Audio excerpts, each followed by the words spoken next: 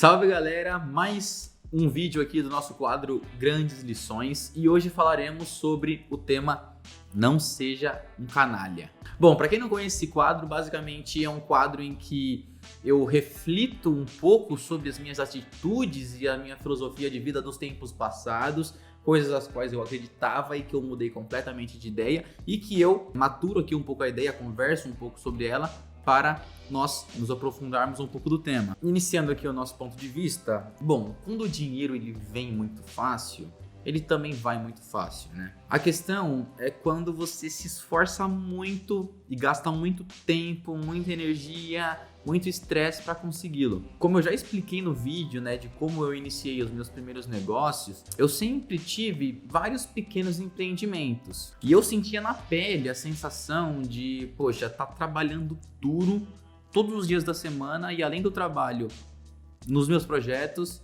enquanto todos estavam ou estudando na faculdade mesmo, ou estavam nos bares da faculdade, né?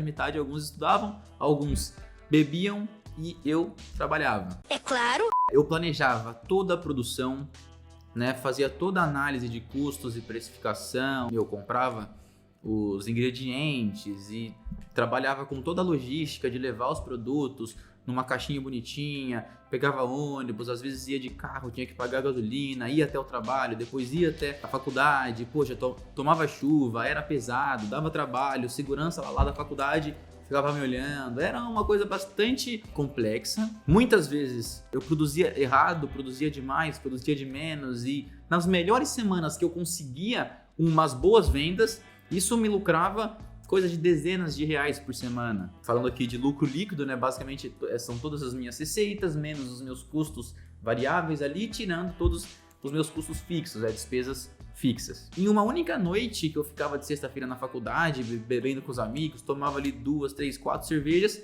já tinha que pagar ali 50 reais, 60, era basicamente todo o lucro que eu tinha de um trabalho estressante a semana inteira para conseguir tirar um lucro líquido.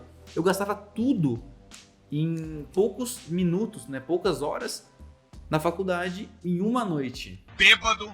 E realmente esse tempo foi bastante complicado, eu trabalhava muito, me esforçava muito, tinha pouco resultado, não tinha tanta escala, né, igual a maioria dos comércios tem que ter para obterem sucesso, né, e realmente era uma vida difícil, né, por isso eu digo, todo comerciante tem lá separado um lote do terreno lá do céu, separadinho, com muitas plantações de eucalipto, porque realmente é uma vida complicada, tá legal? E aí que veio esse insight, essa primeira lição que eu refleti de uns tempos pra cá e que faz muito sentido pra mim de não ser um canalha, principalmente com esse pequeno comerciante. Por que eu digo isso? Eu sempre fui muito negociador, eu sempre vi muitas pessoas que eu admirava fazendo isso, meus pais, meus tios, primos, fazendo negócio e exigindo o máximo de desconto para tirar um máximo de margem do comerciante possível para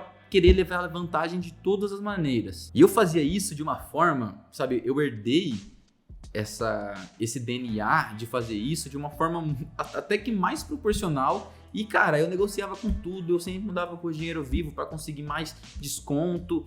E cara, eu negociava e barganhava o máximo para reduzir o máximo de margem do fornecedor, do comerciante do outro lado da mesa, do balcão. E hoje em dia eu tenho muita empatia com esse tipo de pessoa, principalmente com esse pequeno comerciante que eu venho citando, porque, cara, o trabalho deles é muito difícil, tá? E você tem que entender o cenário que você pode usar essa negociação, essa barganha, e o cenário que você não pode, tá legal? Quando você está negociando, principalmente coisas caras e coisas com pessoas que entendem do negócio, carros, casas, enfim, você tem que entender todas as estratégias que eles estão usando, entender toda a precificação e tentar fazer o máximo de justiça, né? Conseguir pagar o preço justo por um serviço, né? Por um bem, enfim. E nesse cenário, a gente vai ter duas situações que eu vou...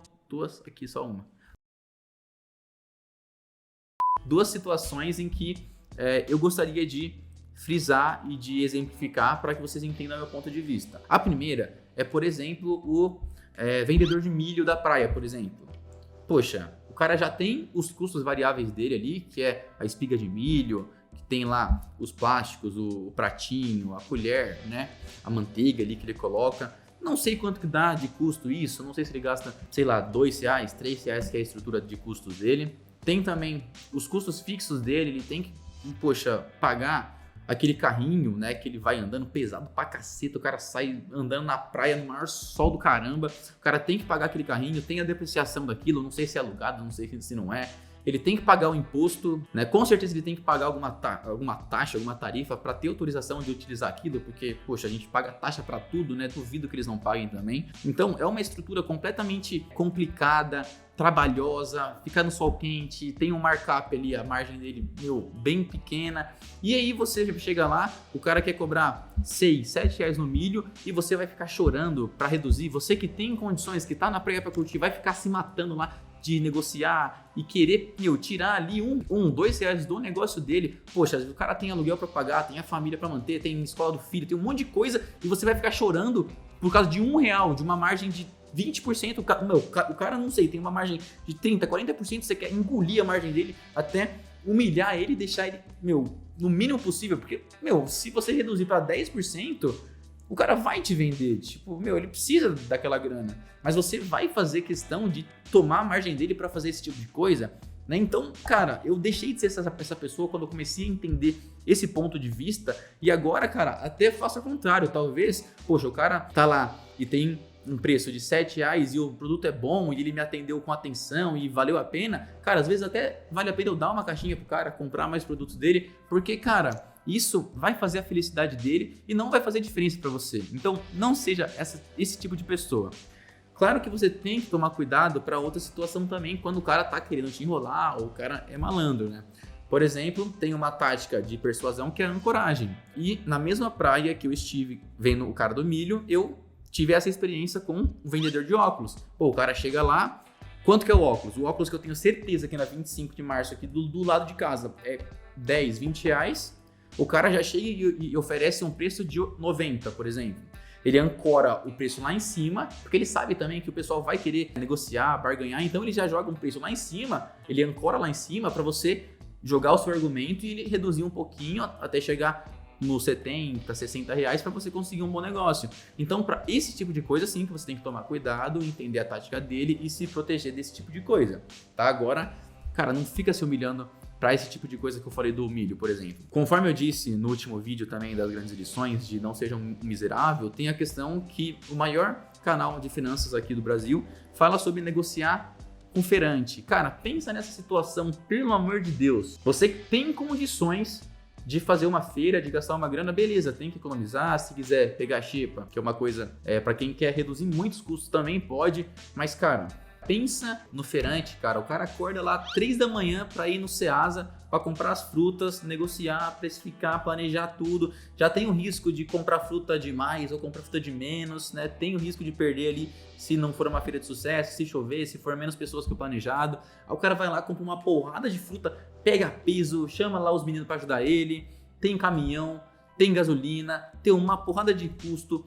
Chega lá na feira, 5 horas, 6 horas da manhã, fica montando 2 horas para montar a feira, tem que lidar com um monte de gente, um monte de barulho, ficar dando troco e voltando nossa, o maior trabalho. E aí chega um filho da p*** de do p***.